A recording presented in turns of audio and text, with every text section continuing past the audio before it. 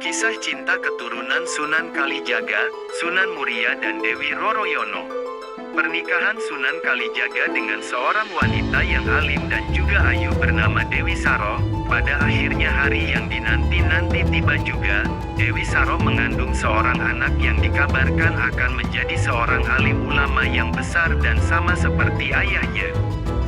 Singkat cerita, penantian itu tiba, terlahirlah anak laki-laki yang tampan dan juga berkilauan. Sunan Kalijaga merasa senang dengan kelahirannya dan dia memberi nama Umar Said, karena masih dalam prakerajaan Umar Said sering dipanggil dengan sebutan Raden.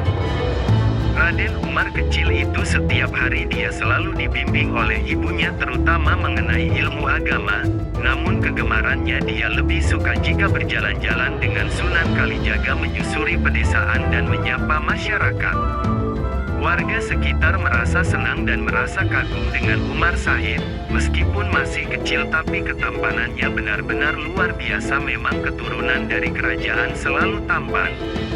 Aduh, Raden Umar tampan sekali Sunan, puji salah seorang wanita ketika berpapasan dengan Sunan Kalijaga.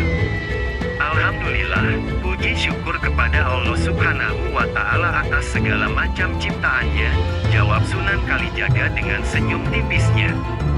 Kanjeng Sunan mau kemana? Tanya wanita. Berjalan-jalan sore saja. Wanita itu hanya menganggukkan kepala dan setelah itu dia berpamitan untuk berlalu, begitu pula dengan Sunan Kalijaga seraya memberikan salam kepadanya. Benar sekali, Raden Umar Said selalu menjadi fokus utama dari setiap masyarakat ketika sedang berjalan-jalan sore ataupun pagi hari bersama Sunan Kalijaga ataupun dengan ibunya Dewi Saro. Sampai suatu ketika Sunan Kalijaga berpapasan dengan seorang pendeta, dia berhenti berhadap-hadapan dengannya. Keramat tambahan Sunan Kalijaga terutama tentang toleransinya membuat masyarakat pemeluk agama lain tidak sungkan untuk saling bersapa dengannya. Hal inilah yang pada akhirnya nanti akan diturunkan kepada Raden Umar Said, yang dimana selama masa hidupnya nanti akan berteman juga dengan kalangan Brahmana atau pemuka agama lain tanpa harus memaksa atau membedakannya. Raden Umar, suatu hari nanti dia akan menjadi seorang alim ulama yang sakti mandraguna, dan akan tinggal di tempat yang sangat tinggi, kata Brahmana tersebut. Insya Allah, jika Gusti Kang Kersa sudah menghendakinya, maka kita sebagai manusia dan hambanya hanya bisa pasrah menjalankan takdirnya, kata Sunan Kalijaga. Sang Hyang Agung pasti akan memberkati Raden Umar Said, amin. Terima kasih atas segala doanya, kata Sunan Kalijaga seraya dengan senyum tipisnya. Singkat cerita, beberapa tahun berlalu Raden Umar Said sudah tumbuh menjadi seorang remaja yang tampan dan gagah berani. Kayak lokan tubuhnya itulah yang membuat banyak sekali orang terpana pada dirinya, terutama remaja-remaja gadis banyak sekali mengaguminya. Hari itu Raden Umar tengah berjalan-jalan sendirian menyusuri pedesaan seperti biasanya ketika bersama dengan Sunan Kalijaga waktu masa kecilnya. Dia merasa senang jika bercengkrama dengan masyarakat, banyak sekali ilmu yang diambilnya. Kegemarannya inilah yang pada akhirnya membuat masyarakat terpana dengan sikap sopan santunannya, bukan hanya sekadar pada parasnya. Lemah lembut yang diperlihatkan Raden Umar Said kepada masyarakat, membuat warga sekitar merasa nyaman dengan dirinya, bahkan tidak sungkan-sungkan meskipun Raden Umar Said masih tera kerajaan. Kembalikan tongkatku. Tiba-tiba saja terdengar suara gadis kecil yang tidak jauh dari jalan. Tongkatmu, apa yang sudah berada di tanganku ini akan menjadi milikku. Tidak jauh dari sana tampak anak seusia Raden Umar Said tengah memegang tongkat. Di samping anak tersebut ada beberapa pengawal, menjaganya seakan-akan dia adalah anak yang istimewa, mungkin masih kalangan kerajaan. Gadis kecil itu terus merengek agar diberikan tongkatnya. Hai, tidak pantas kamu berlaku seperti itu, serahkan tongkatnya kepada adik kecil ini, seru Raden Umar Said. Sontak saja suara Raden Umar Said membuat anak itu langsung melirik kepadanya. Dengan wajah sangar dan juga menunjukkan ekspresi membuatnya semakin murka. "Kamu tidak usah ikut campur, aku ini anak adipati, jadi rakyat jelata sepertimu harus tunduk padaku," kata anak tersebut dengan angkuhnya.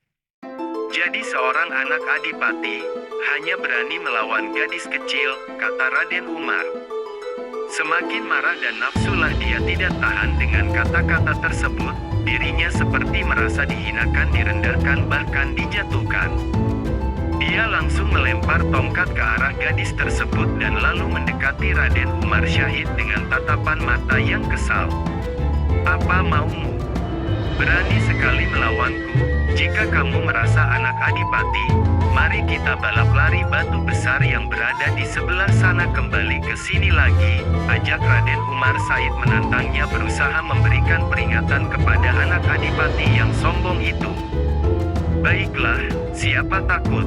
Pada akhirnya mereka berdua bersiap untuk berlari mengambil batu besar yang berada di seberang deretan rumah tersebut, dan lalu kembali membawanya tepat di mana gadis kecil itu berdiri sambil memegang tongkatnya terlihat ketakutan. Paman berdua menjadi penengahnya ya," kata Raden Umar Said dengan sopan. Dua pengawal anak adipati itu menemukan kepala mengerti dengan maksudnya. "Dasar anak kampung, berani-beraninya kamu mengatur kedua pengawalku," kesal anak adipati tersebut.